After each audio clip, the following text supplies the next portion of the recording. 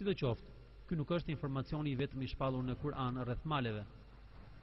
Në një ajet tjetër na bëhet e ditur se malet nuk janë të palëvizshëm, ashtu siç mund të na duket, por ato janë në lëvizje të vazhdueshme.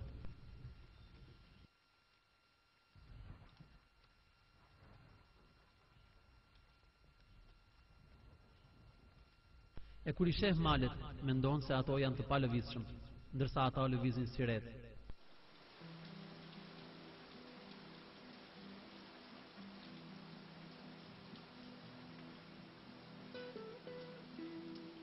Kjo lëvizje e maleve ndodh si pasojë e lëvizjes së korres së tokës, mbi të cilën ato janë vendosur.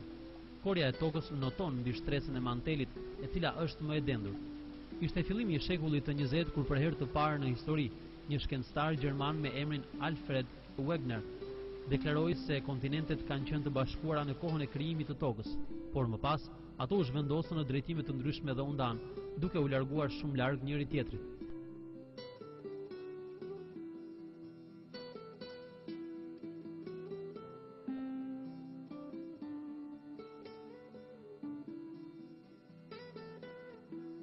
Gjeologët kuptuan se Wegener kishte të drejtë vetëm në vitin 1980, pra 50 vjet pas vdekjes së tij.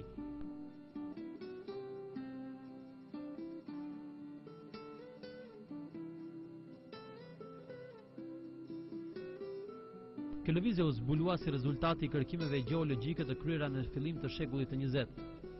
Lëvizja e korres së tokës është shpjeguar nga shkencëtarët si më poshtë.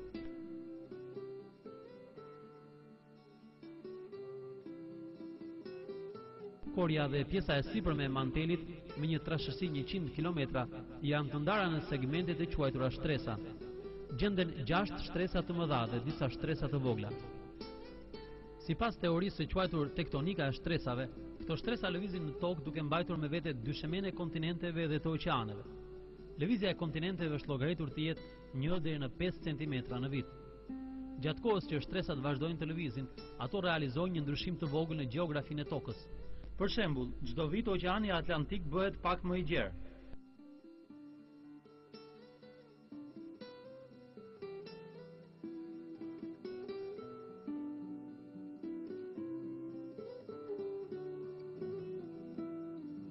Në Kur'an është përmendur lëvizja e maleve.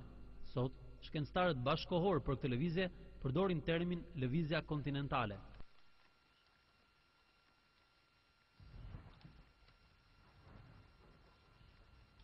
Është e padiskutueshme që kjo është një prej mrekullive të Kuranit, pasi ky argument shkencor u zbulua vetëm kohët e fundit nga shkencëtarët.